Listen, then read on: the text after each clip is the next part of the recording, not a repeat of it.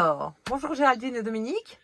On se retrouve, deuxième année des rencontres citoyennes où on s'était rencontrés l'année dernière. Alors, est-ce que vous pouvez vous présenter, dire si vous représentez une association, un collectif, son objet et d'où vous venez? Moi. Donc on représente l'association Le Réfractaire, qui édite le journal Impact 7. Le journal qui avant s'appelait Le Réfractaire, maintenant s'appelle Impact 7, comme l'année dernière, ça n'a pas changé. Mais par contre, cette année, nous avons décidé de changer le nom de l'association. Elle ne s'appellera plus Le Réfractaire, parce que Le Réfractaire, ça fait peur aux gens. D'accord.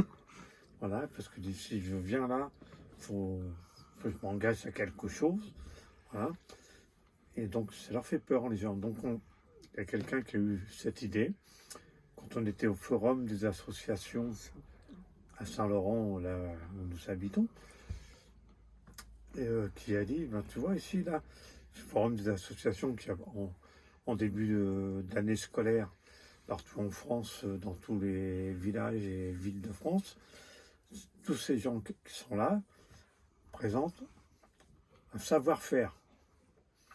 Faire du canoë, faire du judo, faire du football, enfin, faire du macramé, bref, tout un tas de choses, voilà.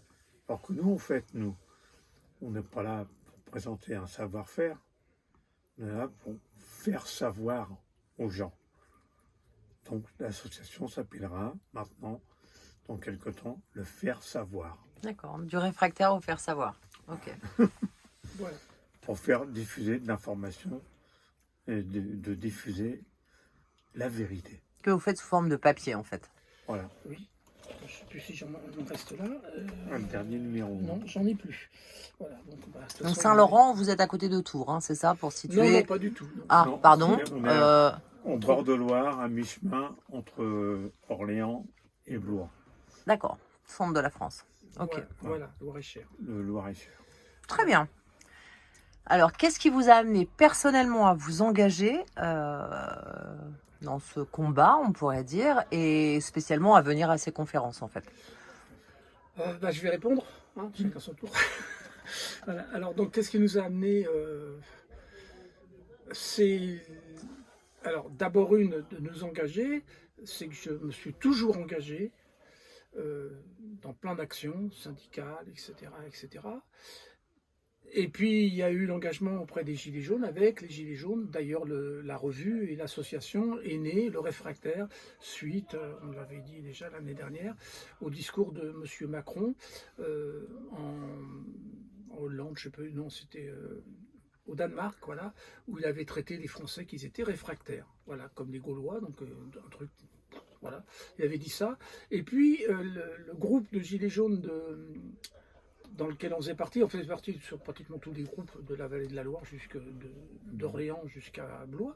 Voilà, on a tous fait, mais il y en avait un groupe avec qui on était plus souvent, on avait plus d'affinité, c'était celui de Baule, de Main-sur-Loire, de Mer, voilà, un peu aussi sur Blois. Et donc dans ces groupes-là, donc ceux qui étaient à Baule, ils s'étaient nommés les Baulois réfractaires. Voilà, donc le nom des Gaulois réfractaires est venu de là, quoi. Donc c'est donc le mouvement des Gilets jaunes. Et puis donc on a décidé à la fin du mouvement des Gilets jaunes de faire une revue, un journal, quoi. Voilà. Donc il y a quelqu'un engagé très fortement politiquement qui était rentré dans les Gilets jaunes, qui nous a méprisés et qui a dit c'est tout la symbolique des élus aujourd'hui, on aurait beaucoup à dire là-dessus, en disant c'est une feuille de chou. On a dit non, c'est pas une feuille de chou qu'on veut, on veut faire vraiment un journal. Voilà, donc on a commencé par 4 pages. Cette personne qui était lettrée et qui était professeur de lettres en université, on a dit tu vas pouvoir nous aider. Seulement, elle nous a jamais aidés, au contraire. quand elle faisait rien, on a dit, bah, si tu veux pas faire les pages du milieu, moi je vais m'y mettre. Hein. Et le premier article que j'ai fait, c'était sur le réchauffement climatique. Et quand j'ai commencé à faire les premières recherches, moi en tant que prof de génie électrique, hein, j'avais enseigné toutes ces bêtises sur les énergies, sur le réchauffement climatique et tous ces trucs-là. Et je me suis rendu compte qu'il y avait une arnaque. Et je m'étais déjà aperçu de ça avant, puisque avec des collègues, on avait déposé des brevets sur l'énergie solaire et on avait monté une société qui vendait, donc on avait ces projets-là, des agrès noirs, des choses comme ça pour la chasse, pour l'élevage de poissons. Également, on avait également mis au point des systèmes de mécanismes d'ouvre-portail, de lève-chaîne, de réservation de parking solaire. Et voilà, donc la société, on a monté une entreprise, la société, elle a existé pendant une quinzaine d'années, mais il y avait juste une salariée, donc voilà, c'est tout. Et, bon, Et qu'est-ce qui fait que personnellement vous passez, parce que ça, parce que les ça demande beaucoup de temps, j'imagine, de faire ce journal, de vous investir, de publier, de diffuser. Donc, qu'est-ce qui vous pousse à faire ça en fait? Ce que nous, notre expérience que moi j'avais sur ce sujet, sur l'énergie solaire et tout ça, plus cette révélation sur le climat, ça m'a montré finalement qu'il y avait une arnaque quoi, sur ce truc-là, que c'était faux. Alors après, mais on s'est fait bouler par certains politiques dits bien pensants. Hein, voilà. Et on a dit mais non, mais ça faut arrêter quoi. Donc on va prendre notre indépendance et on va faire cette revue. Voilà. Donc ça a duré une année ou deux parce que après quand il s'agissait de diffuser le journal, il n'y avait plus personne. Donc après est arrivé le Covid et donc j'avais déjà expliqué dans la vidéo de l'année dernière. Donc on a rencontré des gens et puis nous on savait que tout ça c'était du mensonge. Déjà dans le réfractaire on avait vu les injections de Révotril arriver et on avait regardé les courbes de mortalité qui au moment où ils avaient commencé à faire ces injections, ils avaient grossi artificiellement mais en tuant vraiment des gens. En faisant monter la mortalité par les injections de Révotril qui, si vous connaissez un peu, le Révotril c'est quand même un médicament qui diminue, qui calme les gens, en psychiatrie c'est utilisé, et qui calme les gens qui sont un peu excités en diminuant le taux d'oxygène dans le sang. Alors des gens qui étaient en insuffisance respiratoire, on leur filait ça, donc on savait qu'on les tuait. D'ailleurs, il y a des infirmières qui ont démissionné ou qui ont été virées parce qu'elles ne voulaient pas le faire. Donc voilà, donc il y avait des gens quand même dans le milieu médical qui avaient commencé déjà à prendre conscience. Donc ça, c'était le tout début, quoi. Tout début, c'était mars ça 2020. a commencé, mars 2020, etc. On l'avait vu. Et dans le journal qui s'appelait encore Le Réfractaire, on avait déjà dénoncé tout ça et la complicité des politiques déjà. Donc voilà, on avait déjà vu ça. Et puis tout doucement, à force des rencontres des gens, puis après il y a eu la déclaration de guerre de M. Macron, qui était vraiment... Moi, je l'ai vécu comme une véritable déclaration de guerre contre nous, quoi, contre la population. Donc là, il va falloir l'ouvrir, quoi. Donc j'ai participé, donc je me suis associé, je suis rentré dans les groupes les collectifs là du non au pass sanitaire, non aux injections, tout ça. J'ai découvert tous ces trucs-là et au fur et à mesure on a creusé. Donc au fur et à mesure le journal a évolué, de soutien aux élections à certains candidats, dits citoyens, citoyenneté, etc. Tu nous bassines avec la citoyenneté depuis des années et tout le monde veut en fait manger à la gamelle. Donc c'est ce qu'on a compris. Donc on a fait cette revue et donc on s'est... Et vous traitez tout un tas de sujets tout à fait différents, la paysannerie, la démocratie, les vaccins, les VARS...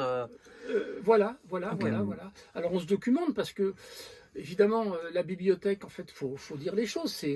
Nous, on n'a pas les moyens d'aller faire des enquêtes à droite à gauche et on n'a pas de personnel, donc on est peu nombreux finalement à travailler sur cette revue, quoi. Il y a une association derrière, donc qui organise également un événement comme on a ici. Donc mais vous creusez quand même les sujets de façon importante. On essaye, on essaye de faire au mieux, quoi, des sujets qu'on traite. Donc voilà, qu'est-ce qui nous a motivés ? C'est la résistance, quoi, c'est bien clair. On nous a parlé des réfractaires, mais il ne faut pas oublier que les réfractaires, à la dernière guerre, je ne vais pas remonter dans tout l'historique des réfractaires, mais ça a toujours été des gens plus ou moins marginaux et qui de toute façon n'ont jamais voulu participer aux campagnes napoléoniennes. Hein, c'est, j'ai encore oublié le nom, c'est pas possible, c'est celui qui les a nommés comme ça, Jules Vallès. Voilà, c'est Jules Vallès, donc, qui a participé à la Commune de Paris, quoi. C'est pour rien quand même, la Commune de Paris. Voilà, et je m'aperçois qu'il y a certains partis politiques et certaines orientations politiques tout ce qui est, je veux dire, révolution, des choses comme ça, ils se l'approprient à eux. Alors qu'en réalité, c'est faux, quoi. Ils sont pas du tout. Je veux dire, la Commune de Paris, ça n'a jamais été un truc de gauche. Hein, et certainement pas bourgeois. Hein, donc voilà, sauf que dans l'histoire, on s'aperçoit qu'il y a un accaparement de la bonté. Hein, on va dire de la gentillesse envers le peuple par certaines personnes qui font croire et qui falsifient l'histoire. Alors depuis, évidemment, on a bien évolué sur ce sujet-là, on s'aperçoit que des falsifications de l'histoire, il y en a plein. Hein, voilà. Donc le journal a évolué, mais vraiment évolué. Bon, je lis pas mal, voilà, autant sur la toile que des livres, voilà. Et donc, la dernière découverte, c'est de savoir où sont les marchands du temple d'aujourd'hui. Et je suis drôlement contente parce que moi, je les ai nommés dans un article que vous avez vu, certainement, c'était donc l'accaparement des terres, et vous avez certainement remarqué le petit encart qu'il y avait à l'intérieur sur la concentration des moyens de production, et donc y compris agricoles.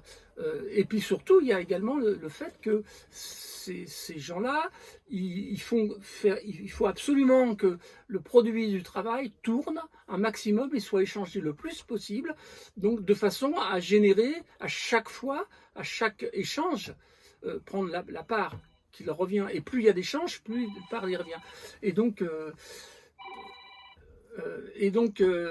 voilà, donc on en est là, aujourd'hui on est sur ce constat. Et je suis contente que, comment il s'appelle, Kennedy, a nommé les marchands du temple, et il l'a dit comme je vous le dis là.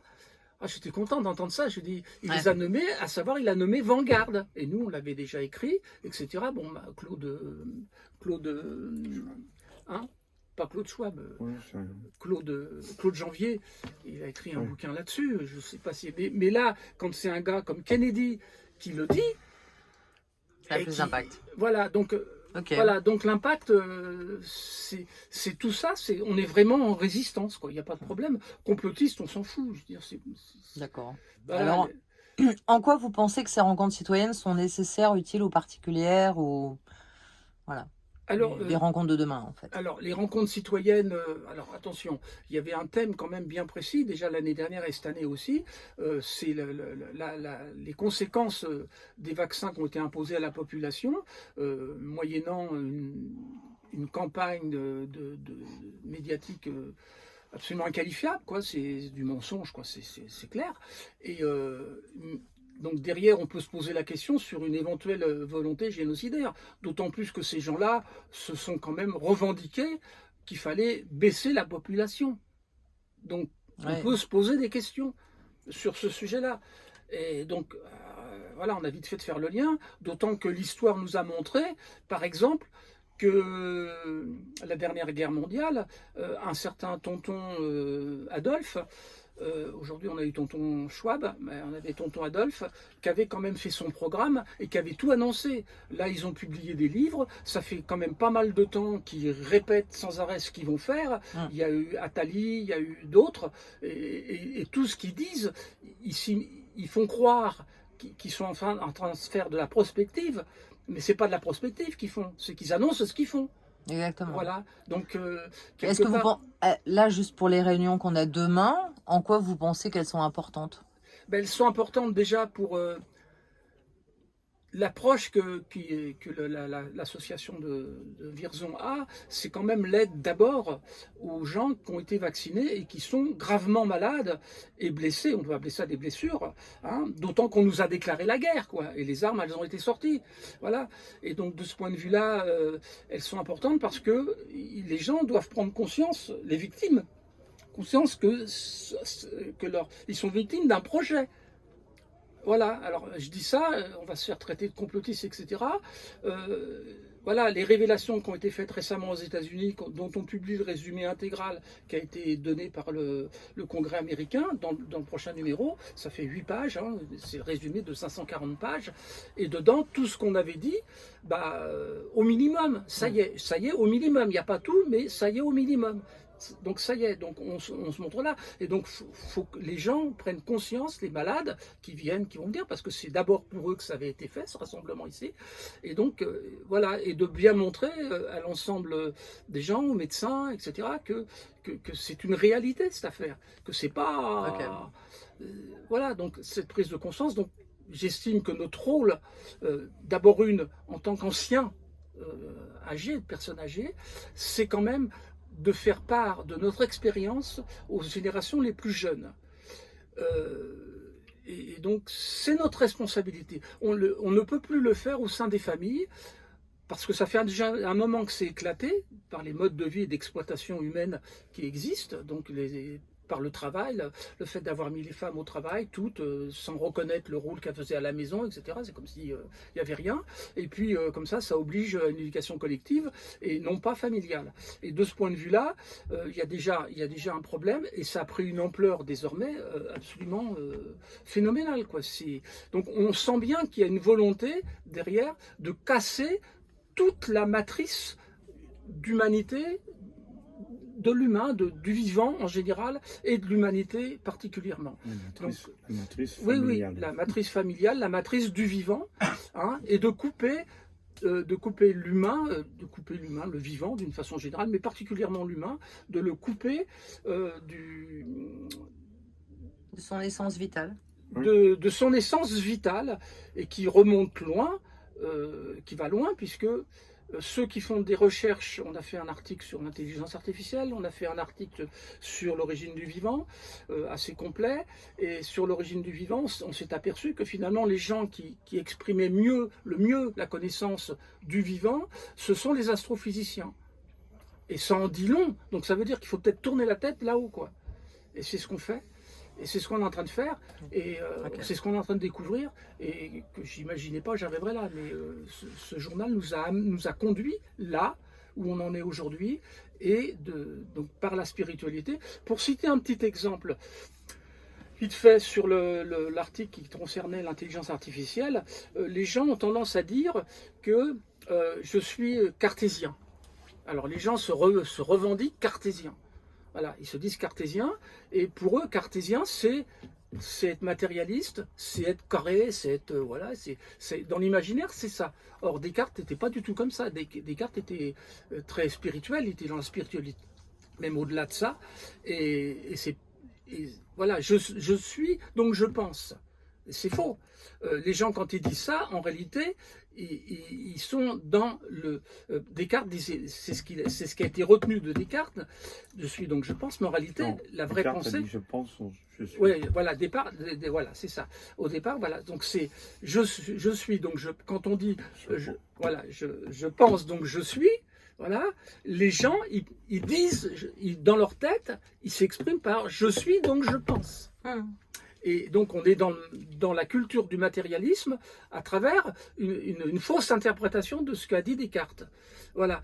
Et ça, c'est déjà, ça contredit tout ce qui s'est dit. Je parle de ça parce que ça va avoir lieu demain, l'intelligence artificielle.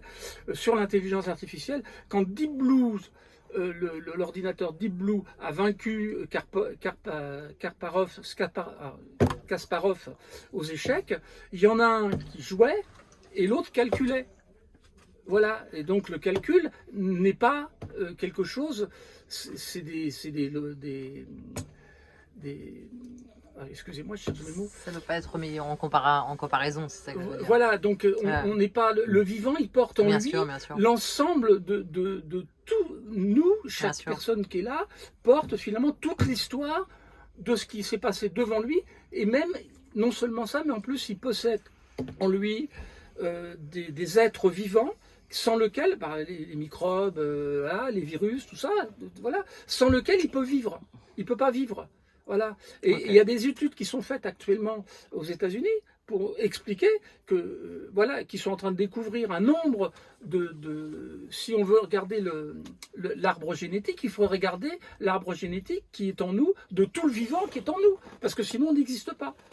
Et aujourd'hui, ils sont en train de relier ça, des études, ça avec le biotope terrestre de la nature, et dans lequel on s'inscrit. Et on veut nous faire croire, on nous ramène au minéral, c'est-à-dire à quelque chose qui n'est pas vivant, quoi. Voilà. Donc. Bon, bah, merci à vous deux. Alors, dernière question. Si vous pouviez changer une chose maintenant d'un coup de baguette magique, c'est-à-dire liberté totale, ce serait quoi et pour quel changement de paradigme dans les années à venir? Bon, je vais répondre là-dessus parce que j'ai pas de souci là-dessus. Géraldine. Oui, voilà. Alors, sur ce sujet-là, d'abord, il n'y a pas de baguette magique. Voilà. C'était l'idée pour dire. Voilà, non, pour ouvrir la possibilité. Ouais, c'est une construction. Il faut avoir fait une recherche sur le sujet depuis déjà un petit moment. Et évidemment, on n'invite pas les gens à le faire. Et peut-être que je vais vous dire quelque chose que je vous aurais pas dit l'année dernière. Je pense que effectivement, les gens dans la spiritualité, je crois que la prière est un bon moyen. Voilà. Donc c'est tout ce que j'ai à dire. Je ne peux pas dire plus. Voilà, sur ce sujet-là, il n'y a pas de baguette magique. Un bon moyen, pourquoi? Pour intervenir sur le monde, hein, et je ne vais pas aller jusqu'à vous dire, la suite vous l'avez comprise, hein, mais intervenir sur le rythme universel. Voilà, sur finalement la valeur de l'humain dans l'universalité. Et toutes ces histoires de démocratie et machin, là, tout ça, c'est du bidon, puisque quand on regarde la démocratie grecque, il n'y en avait pas, c'est faux. Les gens qui se réclament de la citoyenneté aujourd'hui, chez les Grecs, ils n'ont jamais été citoyens, ils étaient esclaves et c'est tout. Voilà. Et c'est ce qu'on vit aujourd'hui, sauf que le nombre de citoyens chez les Grecs était plus nombreux qu'aujourd'hui. C'est-à-dire aujourd'hui, c'est les élus, et les élus qui se partagent le pouvoir entre eux, et dans la proportion de la population, c'est encore moins que chez les Grecs. Alors, voilà où on en est à faire le journal dans la réflexion. Et pour nous, voilà, ouais, je ne sais pas quoi vous dire. On va publier probablement dans le prochain numéro un article sur ce sujet-là qui déménage, quoi. C'est clair. Okay. On a hâte de vous lire. Merci beaucoup à vous. Merci beaucoup. Merci.